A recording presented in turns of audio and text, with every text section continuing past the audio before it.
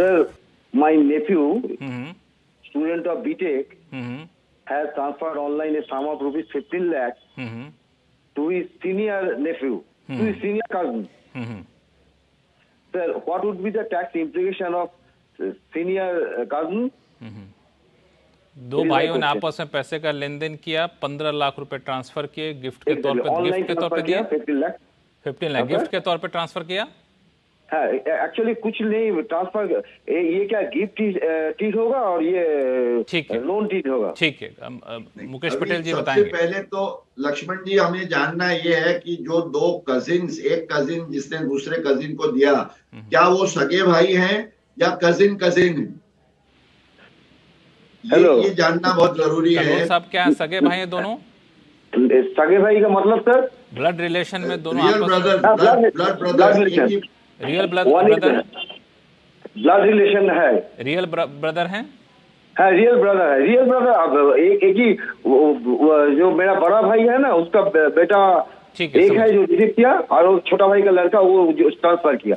ठीक है, काजन है, काजन नहीं, ये एक बड़ा भाई का लड़का ने छोटे भाई के लड़के को दिया। हाँ, तो कजन है, रियल भाई ब्रदर जो है वो रियल ब्रदर्स है, पर जो देने और लेने वाले हैं वो कजिन्स है। कजिन्स है। तो अगर वो रियल ब्रदर्स है तो कोई दिक्कत नहीं है। जैसे दोनों भाई देते हैं, there is no tax, because दोनों रिलेटिव की डेफिनेशन में आ जाते हैं सेक्शन 6 में। पर अगर एक कजिन दूसरे कजिन को देता है, तो जिनके पिता दो भाई हैं पर जो लड़के हैं वो दो फर्स्ट कजिन है, they are not blood related brothers. तो ये कजिन्स के केस में लक्ष्मण जी 15 लाख रुपए पर जो लेता है उसको टैक्स लगेगा।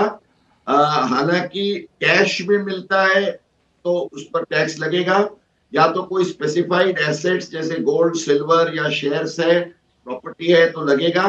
पर मान लीजिए मोटर कार है या तो कोई फर्नीचर या इलेक्ट्रॉनिक इक्विपमेंट है, तो उस पर कोई टैक्स नहीं लगेगा, क्योंकि वो गिफ्टिंग काइंड यहाँ पे कैश में ट्रांसफर किया गया है और चचेरे भाई हैं, आपस में पैसे का लेन देन किया गया है, रियल ब्रदर नहीं है, तो यहाँ पे इनको टैक्स लगेगा, जैसा कि मुकेश जी कह रहे हैं।